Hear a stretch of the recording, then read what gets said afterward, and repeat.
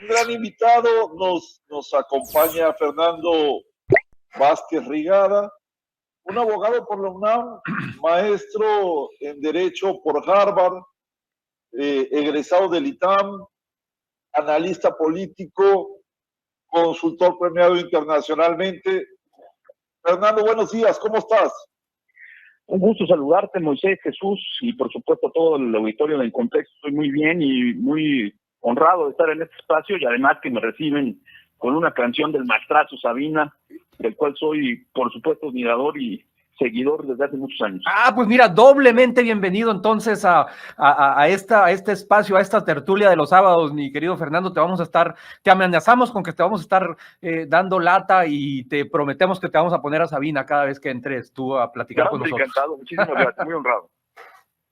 Fernando, pues una semana interesante para el PRI. Sí, sin duda. A ver, el PRI, un partido que está enfrentando unos momentos extremadamente complicados. Digamos que ha venido contrayéndose el PRI desde la elección del 2018, ha estado perdiendo crecientemente de manera muy acelerada uno de sus poderes centrales que lo habían mantenido en pie de lucha y con competitividad electoral, Moisés, que era las gubernaturas de los estados. Uh-huh. Cuando pierde la presidencia de la República, lo que mantiene vigente al PRI son la enorme cantidad, creo que más de 20, si no me falla la memoria, de gubernaturas que controlaba. Ahora, básicamente le quedan 3, 2 de ellas estarán en disputa el próximo año, y cuando vota a favor de la reforma para que continúen las Fuerzas Armadas dentro de la Guardia Nacional, pues entra en un conflicto con sus aliados de la oposición, y eso le genera aún más negativos. Ante esta coyuntura, pues lanzan unos foros en donde en principio pues parece tomar aire, parece tomar oxígeno. Yo creo que más que la marca, los personajes que estuvieron en esta pasarela, y por supuesto ya la definición pues prácticamente cantada de la candidatura a la gubernatura del Estado de México. ¿Cómo estás viendo precisamente esa definición de la candidatura al gobierno del Estado de México? Y digo precisamente esa, la otra es Coahuila, evidentemente, porque esa va a ser clave para ellos o para la alianza y para Morena, Fernando, con miras a la elección del 24. Eso es una parada clave esa. Sin duda, Jesús. Mira, el Estado de México es un país. Tiene 18 millones de habitantes, sí, y su lista nominal, o sea, su padrón electoral, sí, es equivalente al de 10 estados de la República, o sea, de un tercio. De ese tamaño es lo que se está jugando ahí. Más la cantidad de recursos que maneja. Entonces, eso es importante señalarlo, porque pues aquí se va a jugar muchísimo con respecto a la elección presidencial del 2024. Yo creo que la definición, primero, estaba medio cantada, la verdad, Jesús. Alejandra del Moral es una persona extremadamente cercana al gobernador Alfredo del Mazo. Ha venido creciendo de la mano de él, tiene una trayectoria amplia dentro del priismo y dentro del gabinete estatal. Sin embargo, hay que recordar algo. Alejandra fue candidata al Senado en el 2018. Y compitió precisamente contra Delfina Gómez. Y perdió, ¿no? La que es candidata de Morena. Y perdió por 1.100.000 votos. Son circunstancias diferentes, por supuesto. No está Andrés Manuel López Obrador en la boleta, como lo estuvo en el 2018. Hay desgaste de gobierno. Pero al fin y al cabo es un antecedente que habrá que ver, porque prácticamente son los mismos jugadores los que van a estar en la boleta. Oye, Fernando, no está en la boleta, pero está en la presidencia y se puede meter con todo a la elección.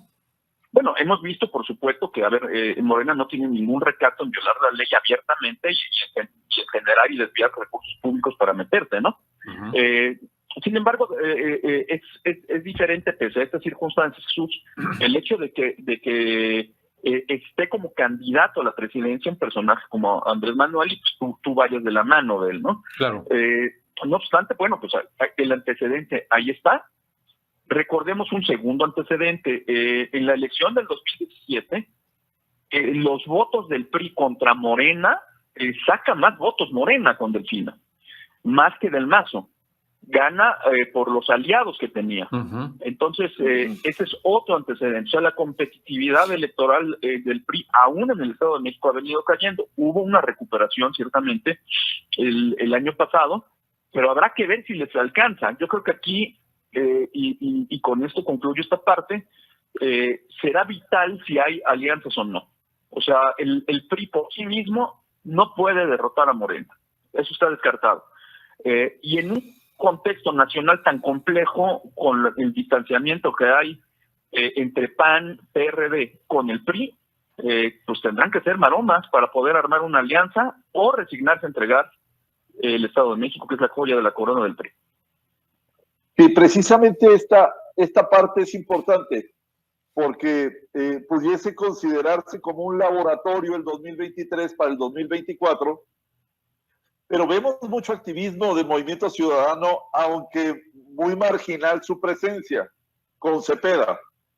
Y vemos muy desinflado ya Barragás después de los episodios de reforma por parte del PAN. Exactamente. Digamos que hay que recordar dos dimensiones. Yo creo que tienes toda la razón. Los analistas estamos muy al pendiente de lo que está ocurriendo en el Estado de México, precisamente porque puede marcar algunas tendencias. Hay estados, elecciones que marcan tendencias hacia el futuro. Una es la Ciudad de México, que ahí es un tema interesante lo que ocurrió, y otra es el Estado de México. Claro, ambas entidades tienen una conformación socioeconómica completamente distinta. Ahora, Movimiento Ciudadano ha estado teniendo mayor penetración electoral en algunos estados. Hay que subrayar esto. O sea, el voto duro de Movimiento Ciudadano es todavía muy pequeño. Para que se den una idea, nosotros calculamos que es un poquito inferior al 1,000,000 de votos. Mientras el PRI y el PAN tienen alrededor de 8 millones, y Morena por sí mismo tiene 20 millones de voto duro. Entonces, sin embargo, Juan Cepeda siempre ha sido un buen candidato, tiene un muy buen discurso. En el 2017 hizo una muy buena campaña. Sin embargo, resultó derrotado el año pasado cuando contendió a la presidencia municipal, en donde ya había estado él a cargo.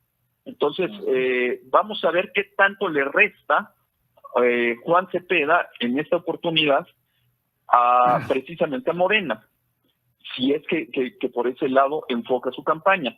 Él fue un tema clave para quitarle votos en el 2017 a Morena. Lo que me parece que en este momento está jugando Movimiento Ciudadano es a tratar de incrementar su capital político, y vamos a ver qué tanto logra ordeñar el voto de los demás. Movimiento Ciudadano pocas veces entra en voto independiente, sino que es lo que le llamamos los partidos cachatodo. O sea, se ubican en el centro y lo que van desprendiéndose de las demás fuerzas políticas, de ahí abreva Movimiento Ciudadano. Pero tendremos que hacer las cuentas, porque al cerrar esta elección, pues será ya la antesala a las definiciones presidenciales, y ahí veremos qué también le va a cada partido.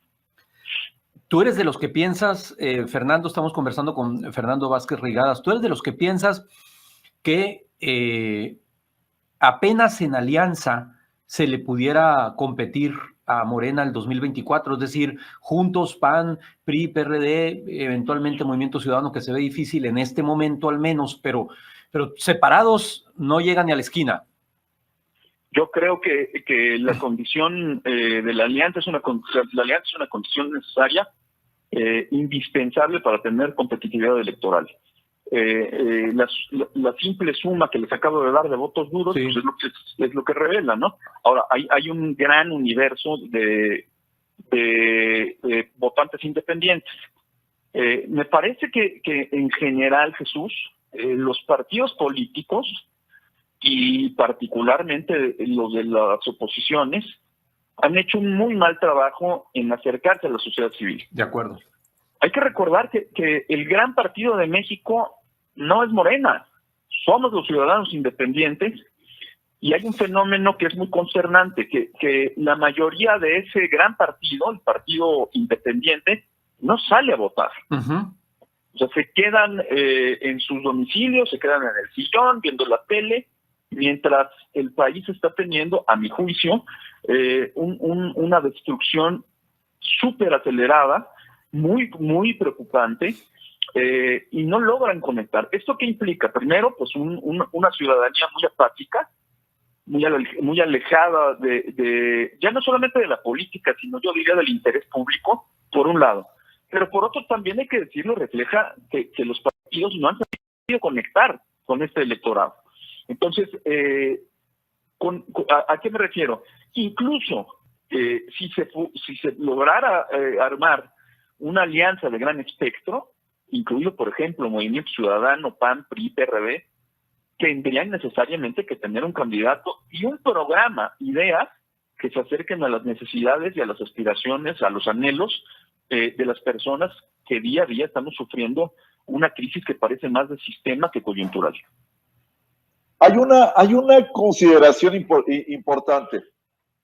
En el Congreso del Estado de México se aprobó una reforma sobre los gobiernos de coalición en donde establece claramente quién encabeza, cómo se distribuyen las posiciones. ¿Pudiese ser ese un elemento de construcción a lo que acabas de comentar? Sin duda, Moisés, yo creo que es el momento de tener mucha imaginación y mucha creatividad, mucha innovación, que insisto, lamentablemente no se ha visto hasta la fecha. Pero ahí tendría que ser. Yo creo que la actividad política se enriquece mucho cuando se da apertura a cuadros de la sociedad. La sociedad tiene mucho que decir. Los ciudadanos tenemos mucho que aportar, tenemos ideas. Para entender el golpe de la inflación, por ejemplo, en los alimentos, habría que estar escuchando a las amas de casa. Para traer soluciones importantes al tema del tabaco, de medicamentos, habría que hablar con los doctores. Y así, me parece que a mí me gustaría muchísimo estar viendo que los partidos políticos están haciendo un ejercicio de escuchatorios, escucharnos a las personas, más que recetarnos, como sucedió, por ejemplo, con la pasarela del PRI, pues las ideas de los candidatos. Nosotros también tenemos ideas. Ahora, este elemento de gobiernos de coalición le permite a los partidos abrir y nominar personas con perfiles independientes que le den solvencia al programa de gobierno y a las candidaturas. Ojalá que así se haga. Hemos tenido otras experiencias y lamentablemente no se hace. Y se utiliza simplemente para repartir posiciones entre los partidos.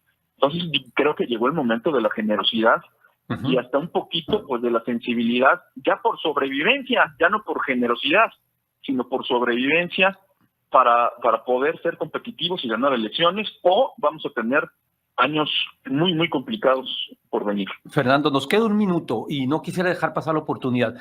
Todo este juego del que hemos venido conversando ahorita va a pasar por una serie de reglas que también están en disputa y que también se están discutiendo, y me refiero a la reforma electoral. ¿Qué expectativa tienes tú de lo que pueda ocurrir con la reforma electoral que ya se está discutiendo en el Congreso? Yo estoy extremadamente preocupado por dos temas. Es decir, el sistema electoral tiene mucho espacio para mejorarlo, sin duda. ¿Es caro? Sin duda. La democracia nos ha salido cara, sin duda. Pero la democracia más cara es la que no existe, claro, Jesús. Sí, totalmente. Y hay un clarísimo intento del oficialismo por destruir al INE. El INE ha sido la institución clave de la democracia mexicana. Me preocupa mucho la postura que tendrá el PRI. No hay forma de que los ciudadanos, espero, podamos permitir que los partidos destruyan al INE, y tampoco que se cambien las reglas para elegir a los diputados, porque en la fórmula que está proponiendo Morena, los municipios más pequeños y las ciudades más pequeñas no tendrían representación. Así es. Esto hay que decirlo porque atacaría un tema de pluralidad y de expresión y de representación de las personas más necesitadas que viven en entidades más pequeñas. Entonces, estoy muy preocupado y esperemos que esto no trascienda y que sí podamos mejorar el sistema electoral, que sin duda hay espacios para hacerlo. Fernando Vázquez Rigada, un gustazo escucharte. ¿Dónde te podemos seguir? ¿Tus redes sociales? Yo básicamente soy tuitero, entonces les agradecería mucho si pueden seguir mis comentarios en @fvázquezrig. Ahí estoy todo el tiempo subiendo mis artículos, subiendo mis comentarios. y será un placer contar con más seguidores y poder interactuar con ustedes. Muchas gracias, Fernando. Estás entonces advertido para próximas intervenciones en contexto, previa rola de Sabina. Por favor, encantadísimo, me dará muchísimo gusto y les agradezco mucho el espacio. Gracias. Buen fin de semana, un abrazo.